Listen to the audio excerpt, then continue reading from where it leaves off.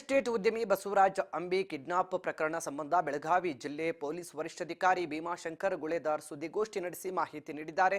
February 14ರ ರಾತ್ರಿ ಸಾಂಗ್ಲಿಯಿಂದ ವಾಪಸ್ ಬರುವಾಗ ನನ್ನೊಂದಿಗೆ ಮಾತನಾಡ್ತಿದ್ದಾಗ ಕೂಡಲೇ ಕಟ್ ಆಯಿತು. ಬಳಿಕ ಫೆಬ್ರವರಿ 15ರಂದು ಬಸವರಾಜ್ ತಮ್ಮ ಪತ್ನಿಗೆ ಶೋಭಾ ಅಂಬಿಗೆ ಕರೆ ಮಾಡಿ ನನ್ನ ಕಿಡ್ನಾಪ್ ಮಾಡಲಾಗಿದೆ ಎಂದು ಮಾಹಿತಿ ನೀಡಿದರು. ಈ ವೇಳೆ ಕಿಡ್ನಾಪರ್ಸ್ 5 ಕೋಟಿ ಹಣದೊಂದಿಗೆ ನಿಪ್ಪಾಣಿಗೆ ಬರಲು ಹೇಳಿದ್ದಾರೆ. ಈ ವೇಳೆ ಶೋಭಾ ಅವರು ತಮ್ಮ ಪುತ್ರ ಹುಲಿರಾಜನಿಗೆ 10 ಲಕ್ಷ ತೆಗೆದುಕೊಂಡು ನಿಪ್ಪಾಣಿ ರತ್ನ ಹೋಟೆಲ್ ಬಳಿ ಬರುವಂತೆ ತಿಳಿಸಿದ್ದಾರೆ.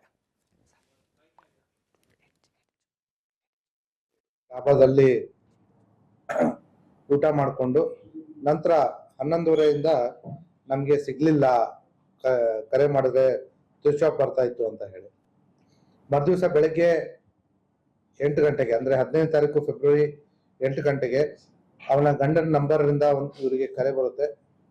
ಕರೆ ಮಾಡಿಬಿಟ್ಟು ನನಗೆ ನಿನ್ನೆ ರಾತ್ರಿ ದುಂಡಾಪುರದ ಹತ್ರ ಕಿಡ್ನಾಪ್ ಮಾಡಿದ್ದಾರೆ, ಕಿಡ್ನಾಪ್ ಮಾಡಿದವರು 5 ಕೋಟಿ ಕೇಳ್ತಾ ಇದ್ದಾರೆ. ಈಗ ನಾನು ಅವರ ಕಸ್ಟಡಿಯಲ್ಲೇ ಇದ್ದೀನಿ, ನೀವು ಇಮಿಡಿಯೇಟ್ಲಿ 5 ಕೋಟಿ ತಗೊಂಡ್ಬಿಟ್ಟು ನಿಪ್ಪಾಣಿಗೆ ಬರಬೇಕು ಅಂತ ಹೇಳ್ತಾನೆ.